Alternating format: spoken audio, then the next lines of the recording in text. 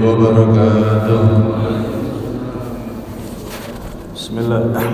الفاتحة إلى حضرة سيدنا محمد صلى الله عليه وسلم وعلى جميع إخواننا المسلمين وعلى المسلمين من جميع الأمة والفاتحة استفادة والتذكير والدعاء للهدى ودلالة الهدى والحث على التمسك بكتاب الله سنة رسوله وابتغاء مرضات الكتاب سبحانه وتعالى بنية حسن الخاتمة عند الموت بعد عمر طويل في خير عافية سن الله ونشيب المسلمين على من نوى لما الصالحين قد بالزمان فدل سبا إلى حضر الإمام النووي يجب جعفر سنسك ولم يعلم ابن سيد القدر سمع مسلم سمع خوانا من الله على درجاتهم بالجنة يدعى علينا من بركاتهم سلام على حضرة النبي محمد صلى الله عليه وسلم سر الفاتحة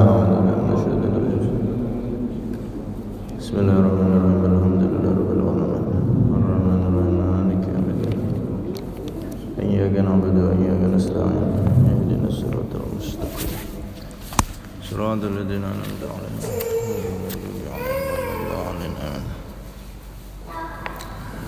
بسم الله الحمد لله والصلاة والسلام على رسول الله سيدنا محمد بن عبد الله وعلى آله وصحبه ومن والاه ولا حول ولا قوة إلا بالله رب اشرح لي صدري ويسر لي أمري واحلل عقدة من لساني يفقه قولي وسدد لساني واهدي قلبي بحق سيدنا محمد صلى الله عليه وسلم دستوركم يا أهل الدرك ويا أهل الباطن ويا أهل النوبة ويا أهل النور. أما بعد. Hadirin jamaah Masjid Nurul Qomar yang dirahmati oleh Allah Subhanahu wa taala. Alhamdulillah kita kembali ditakdir oleh Allah Subhanahu wa taala, dipilih oleh Allah Subhanahu wa taala untuk bersama-sama hadir di salah satu taman daripada taman-taman surga yang ada di dunia ini, yaitu majelis ilmunya Nabi sallallahu alaihi wasallam. Hingga disebutkan khutwatun ila majalisil ilmi ibadatu sana, satu langkah yang kita langkahkan untuk menuju majelis ilmunya Nabi sallallahu alaihi wasallam itu terhitung setahun ibadah. Satu langkah terhitung setahun ibadah. Berapa langkah kita dari rumah hingga ke masjid ini? Ya, kalau naik kendaraan dan satu putaran rodanya itu terhitung satu langkah, maka pahala yang begitu besar. Karena itu tidak heran jika majelis ilmu ini adalah cara yang paling mudah untuk menggapai surganya Allah Subhanahu wa taala setelah kita melaksanakan yang wajib.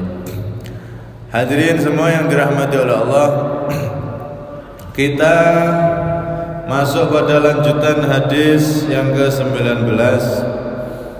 Nabi sallallahu alaihi wasallam beliau meneruskan nasihatnya kepada sahabat yang saat itu masih muda, Sayyidina Abdullah bin Abbas.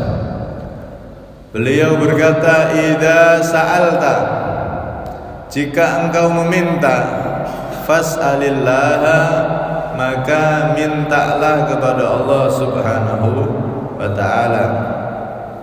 Wa idasta'anta, dan jika engkau meminta pertolongan, fasta'in, maka mintalah pertolongan billahi, dengan Allah Subhanahu wa taala." Di sini Nabi sallallahu alaihi wasallam beliau memberi nasihat agar kita semua betul-betul menambahkan kekokohan iman yang ada pada diri kita. Kalau kita punya kebutuhan, punya masalah, maka mintalah kepada Allah dan minta pertolongan hanya kepada Allah Subhanahu wa ta'ala.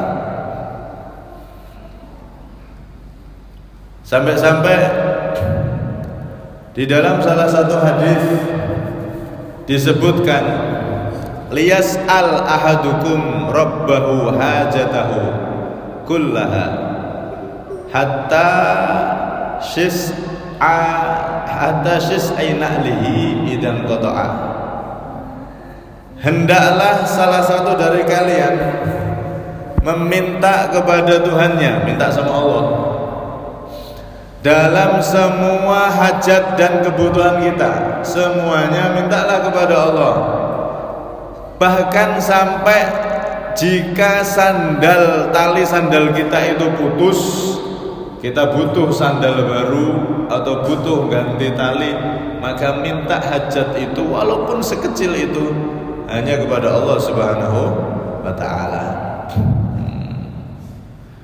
Imam Tawus menasihati kepada salah satu muridnya, iyyaka an tadluba hawaijaka mimman yughliqu babuhu dunak wa 'alaika biman babuhu maftuhun ila yaumil qiyamah. Takutlah engkau, waspadalah engkau, wahai muridku, jangan meminta hajat dan kebutuhanmu kepada orang yang pintunya ditutup untuk kamu. Mintalah kepada yang pintunya selalu terbuka sampai hari kiamat, yaitu Allah Subhanahu wa ta'ala. Mintalah hanya kepada Allah dan juga minta pertolongan hanya kepada Allah.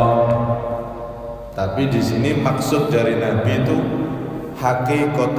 hakikatnya. Kalau majazian secara majas tidak apa-apa. Jadi kalau kita minta secara dohir sama selain Allah, tapi hati selalu terpaut terhubung sama Allah, tidak apa-apa. Dok, saya sakit dok, obati. Loh, minta obat kok sama dokter? Dokter tidak bisa menyembuhkan. Yang menyembuhkan hakikatnya hanya Allah. Kita mintanya cuma secara dohir, lisan aja. Kalau hati tetap semuanya terhubung sama Allah. Namanya orang beriman pasti hati terhubung sama Allah Subhanahu wa ta'ala. Yang tidak boleh itu kalau minta hatinya juga terpaut terhubung dengan dokter tadi itu tidak boleh. Itu bisa syirik nanti ya. Kita misalkan mau bangun rumah, minta tolong bantuan sama tetangga dan lain-lain, ya tidak apa-apa secara dohir. Tapi secara hati iman jelas semuanya, nggak ada yang bisa bergerak, nggak ada punya kekuatan kecuali dari Allah Subhanahu wa ta'ala, nggak ada yang kita bisa bantu kecuali dari Allah Subhanahu wa ta'ala. Jadi nasihat Nabi ini untuk mengokohkan iman daripada Sayyidina Abdullah bin Abbas yang saat itu masih muda, biar hatinya selalu terpaut sama Allah. Kita ini kan yang jadi masalah sekarang ini, kalau kita butuh apa, butuh dana, butuh ini, butuh itu, hati kita ini kebanyakan lebih kuat terpaut dengan uang dan dana. Hubungan kita, hati kita terpaut sama Allah itu ya ada, tapi sedikit. Wah, ada dana tidak iso. Padahal berjuang itu ya berjuang aja. Berjuang nunggu dana, kalau sudah bisa cukup lengkap semua baru berjuang, ya itu bukan caranya Nabi. Nabi itu dulu dari nol, tidak punya apa-apa. Yang ikut beliau juga orang-orang yang nggak punya apa-apa kebanyakan. Kebanyakan orang-orang miskin, orang-orang rendahan, bahkan budak-budak yang awal-awal iman sama Nabi di Mekah. Nah ini Nabi ngajari kita agar hati ini kokohkan hubungannya kepada Allah, jangan kepada selain Allah Subhanahu wa ta'ala. Mau kebutuhan apapun, mau pertolongan, bantuan apapun, maka kuatkan hubungan hati ini kepada Allah saja. Adapun bantuan baik dana atau tenaga atau apapun itu yang dari manusia, ini cuma secara dohir aja. Hati kuatkan, kukuhkan hanya kepada Allah Subhanahu wa taala. Karena itu saya masih teringat ada seorang murid dari salah satu teman kita dulu tanya sama salah satu guru kita, Al Habib Abdul Qadir bin Husain As-Segaf, semoga beliau panjang umur sehat walafiat. Amin. Ada salah satu dari teman kita tanya ke beliau tentang masalah dakwah yang ada di kampungnya yang dia hadapi. Curhat sudah panjang lebar. Guru saya itu begini panjang lebar. Maka jawaban beliau singkat aja, ngasih pengarahan secukupnya, tapi terakhir beliau menekankan, ente setiap ada apa-apa minta sama Allah, istikharah setiap saatnya. Nah, kita dianjurkan istikharah bukan hanya ketika ada masalah besar baru istikharah, mau nikah istikharah. Biasanya kan begitu kalau masalah besar. Kalau orang-orang saleh itu enggak, sampai saya besok itu mau melakukan apa ya, istikharah malamnya. Supaya apa? Besok ini saya tidak menggerakkan kaki keluar rumah kecuali ke tempat yang diridhoi oleh Allah. Saya tidak melakukan sesuatu, tidak ngomong sesuatu kecuali istikharah, pilihan dari Allah. Orang soleh itu dulu istikharahnya bukan hanya untuk masalah-masalah besar, masalah nikah, masalah bangun rumah, masalah mau usaha besar dan seterusnya. Enggak. Orang soleh dulu tuh istikharahnya setiap saat. Bahkan mereka kalau sudah sholat ba'diyah maghrib itu diniati sambil istikharah. Itu boleh. Sambil sholat ba'diyah maghrib sekalian niat istikharah. Itu hukumnya boleh. 2 niat boleh dan dapat pahala 2. Kalau perlu tambahi niat sholat hajat juga. Kalau perlu tambahi niat sholat taubat. Jadi sampean orang-orang soleh itu kebiasaan kalau sholat ba'diyah maghrib tadi itu niatnya double. Satu niat sholat ba'diyah maghrib, satu niat sholat istikharah biar selalu dibimbing oleh Allah dari ujung rambut sampai ujung kaki, gerak-gerik kita, diam kita dibimbing oleh Allah. Nomor 3, niat sholat hajat, semoga yang dihajatkan terkabul, dimudahkan oleh Allah. Nomor 4, niat sholat taubat, semoga kesalahanku di hari ini dari pagi sampai sore ini dan sehari ini diampuni oleh Allah. Itu 4 niat. Kalau sholat ba'diyah maghrib itu diniatin 4, dapat pahala 4 dan dapat semuanya. Ini mereka mengajarkan kita untuk selalu mentautkan hati kita kepada Allah. Dinasihati ini teman saya sama beliau, ente istikharah minta sama Allah. Istikharah minta sama Allah setiap saatnya. Itu mereka orang-orang soleh niru Rasulullah ketika nasihati Sayyidina Abdullah bin Abbas yang saat itu masih darah muda. Umur beliau saat itu ketika dibonceng Nabi ini masih belasan tahun, masih sangat muda, tapi dikokohkan imannya agar di hatinya itu yang paling tampak adalah Allah, bukan yang paling tampak adalah uang, bukan yang paling tampak adalah kalau sudah ada kekuatan, kalau sudah ada materi dan lainnya baru saya akan gerak. Ya, yang tampak di hati difokuskan dan dikukuhkan oleh Nabi agar selalu terpaut dengan Allah Subhanahu wa taala. Idza sa'alta fas'alillah. Jika engkau mintalah sama Allah. Hatimu tak pautkan kepada Allah Subhanahu wa taala. Sampai itu tadi Nabi ngajarkan, sampai sandal yang pedot, ya, sandal yang talinya putus, kita kan butuh untuk ganti sandal. Nah, ini minta sama Allah, hati itu terpaut sama Allah. Janganlah sandal putus salah atau duit. Biasanya kan begitu, sandal putus gampang tuh meneh. Hati sudah terpaut sama uang lebih kuat daripada sama Allah. Nabi sampai ngajari seperti itu. Walaupun sandal yang pedot, sandal yang putus talinya, maka minta sama Allah di hatimu yang paling dalam itu, yang bisa nyukupi saya bisa beli sandal baru atau bisa nyambung yang putus itu adalah minta kepada Allah. Ini yang mungkin sudah banyak dilupakan sama kita orang. Nabi ngajari sampai seperti itu. Dari hal yang paling kecil, sandal pedot minta sama Allah. Masya Allah. Nah kita kan sudah iling Allah, sudah iling duit, segera pulang, ambil uang, beli lagi. Tidak pernah ingat sama Allah Subhanahu wa taala kalau masalah-masalah seperti itu. Kalau masalah besar dan tidak iso apa sana kemari tidak ada yang bantu baru ya Allah, baru ingat Allah. Tapi kalau masalah-masalah kecil sama sekali kita tidak pernah ingat Allah Subhanahu wa taala. Sandal pedot beli lagi, HP rusak beli lagi dan seterusnya. Rasulullah tidak seperti itu. Ngajari para sahabat yang muda-muda itu agar hatinya selalu terpaut, selalu minta kepada Allah Subhanahu wa taala. Allahumma shalli ala Muhammad. Wa idza sta'anta, dan jika kamu mohon pertolongan, minta pertolongan sama Allah, hatimu pautkan, hubungkan pandangan hatimu yang terbesar adalah kepada Allah Subhanahu wa taala. Karena itu masalah meminta ini di dalam Islam itu ada syaratnya. Kalau ada orang misalkan tidak punya, dia kerja juga tidak dapat kerjaan, itu boleh hukumnya untuk meminta. Kalau bahasa kasarnya ngemis, boleh untuk mengemis atau minta-minta itu. Tapi dengan syarat. Ada 3 syarat. Pertama apa? Ayyakuna ajizan anil kasbi.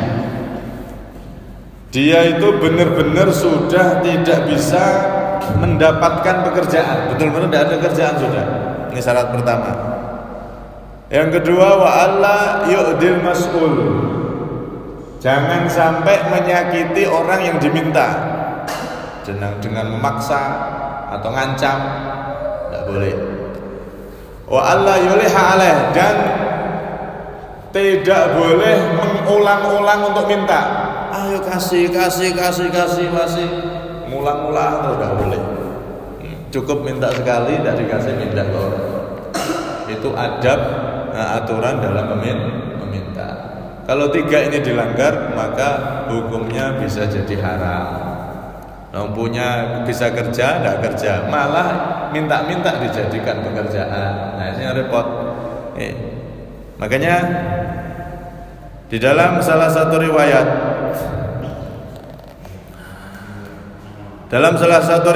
orang yang dia tadi itu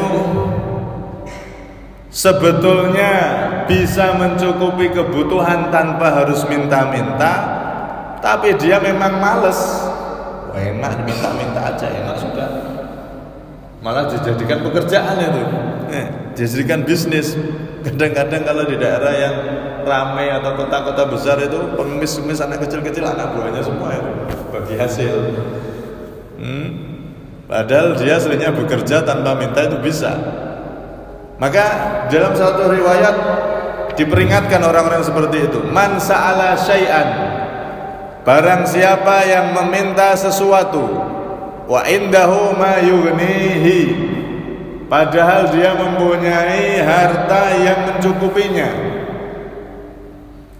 Kalau kata-kata mencukupi itu apa? Sudah ada jatah makan 1 hari. Itu namanya harta yang mencukupi. Sudah ada uang yang dia bisa makan selama 1 hari untuk dia dan keluarganya. Itu sudah namanya sudah cukup. Itu tidak boleh minta itu. Dia berarti sudah punya harta yang mencukupi. Ukurannya 1 hari. Apalagi punya harta bisa dimakan 1 bulan. Wah, kok minta-minta? Tidak boleh, haram. Barang siapa yang meminta sesuatu padahal dia punya harta yang mencukupi 1 hari untuk dia, untuk kebutuhannya sama keluarga, tapi masih minta, padahal masih bisa hidup 1 hari, masih cukup, maka bagaimana? Fa innama yastakthiru min jamri jahannam. Maka sesungguhnya orang yang seperti itu sama dengan memperbanyak bara api dari neraka jahanam. Masya Allah. Ini warning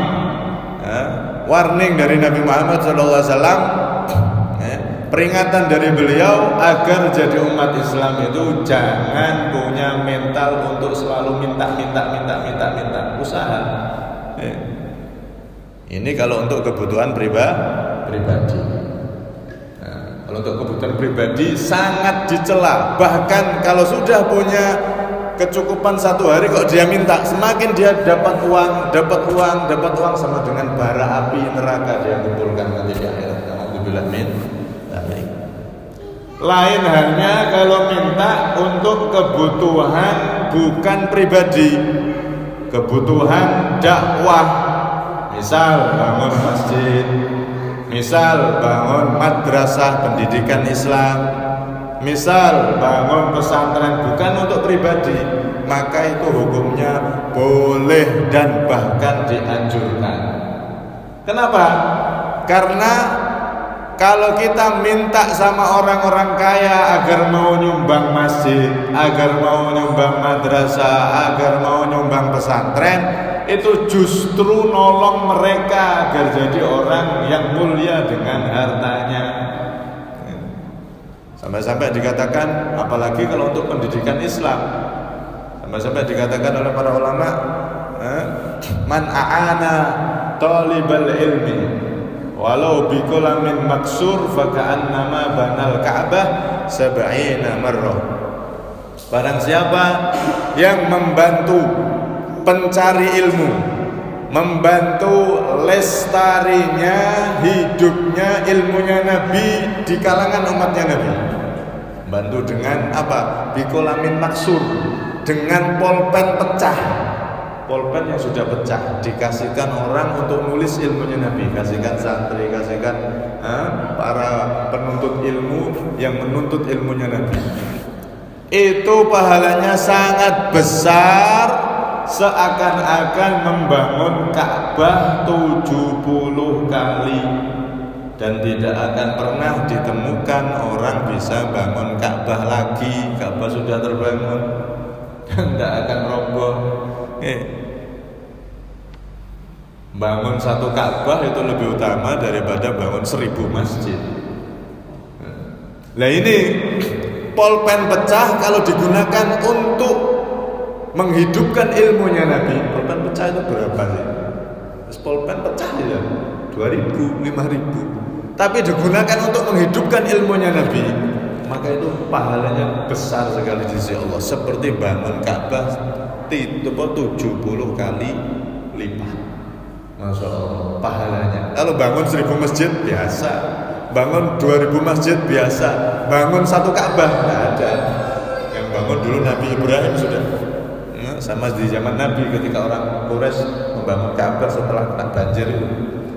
Jadi bangun Ka'bah sudah tertutup sekarang, tidak ada yang bisa bangun Ka'bah. Mau bisa buat Ka'bah di selain Mekah ya Ka'bah tidak seutama Ka'bah sana ya, jauh jelas sudah. Di mana itu Probolinggo ada Ka'bah duplikat itu, digawe wisata nih. Ya itu ya beda nilainya, sangat beda.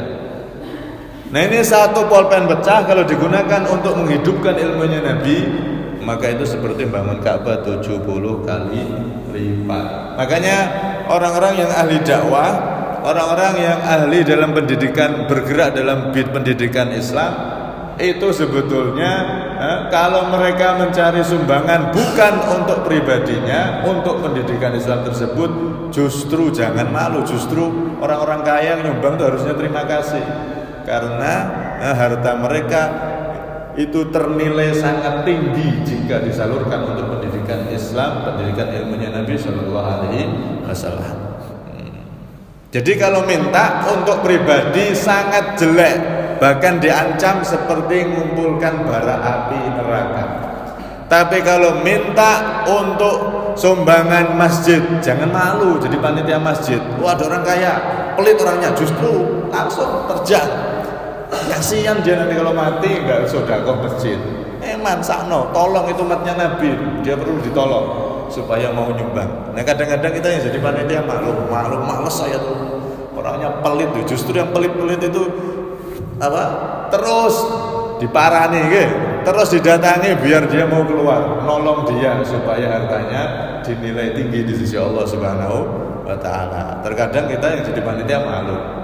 Padahal justru di situ kita dapat pahala yang sama, dia sedekah karena kita pun dapat pahala yang seperti itu. Modal tenaga, modal ngomong. Nah, hal intinya di sini kalau minta untuk kebutuhan pribadi itu tercela sekali, tapi kalau minta untuk kebutuhan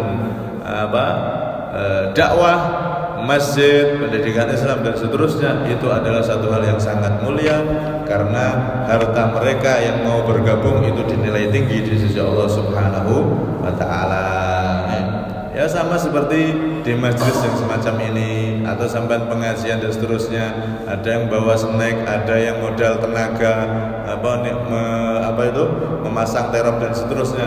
Itu semua bayangkan aja, pulpen yang pecah aja dinilai Allah seperti itu. Kenapa kok begitu? Karena terhubung dengan ilmunya Nabi Muhammad. Segala sesuatu yang terhubung dengan ilmunya Nabi Muhammad itu dikasih pahala oleh Allah tanpa hitungan dan begitu besar. Kenapa? Karena ini yang jadi perjuangan Nabi. Nabi berjuang dengan para sahabatnya hingga banyak para sahabat yang bercucuran darah, yang gugur. Itu semua memperjuangkan apa? Ilmu agama ini. Agama itu kan sama dengan ilmu. Agama sama dengan ilmu. Gak ada ilmu, agama akan hilang. Gak ada ilmu, ilmunya Nabi tidak dipelajari, maka masjid akan sepi. Gak ada ilmu, gak dipahami, maka gak akan ada yang jamaah. Jamaah ya apa pahalanya gak tahu. Gak ada semangat untuk mengisi majelis, gak ada semangat untuk mengisi masjid dan seterusnya. Kalau ilmu itu semakin hilang, maka semakin kosong itu masjid dan semakin kosong itu pendidikan-pendidikan, dan akan semakin jauh manusia dari Allah Subhanahu wa taala. Karena itu semua yang terhubung dengan ilmunya Nabi Muhammad diberi pahala yang begitu besar oleh Allah Subhanahu wa taala. Karena apa?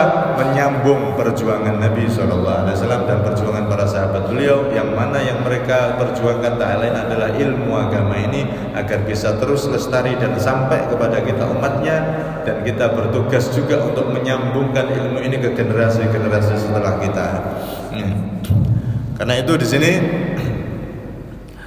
beliau Nabi sallallahu alaihi wasallam walhasil memberikan nasihatnya kepada kita agar selalu hati kita terpaut kepada Allah Subhanahu wa taala, jangan terpaut kepada selain Allah. Segala sesuatu minta sama Allah. Segala permasalahan minta pertolongan sama Allah Subhanahu wa taala. Ini masalah hati. Termasuk di dalam meminta itu kita boleh memakai perantara. Tawasul dengan amal soleh itu boleh.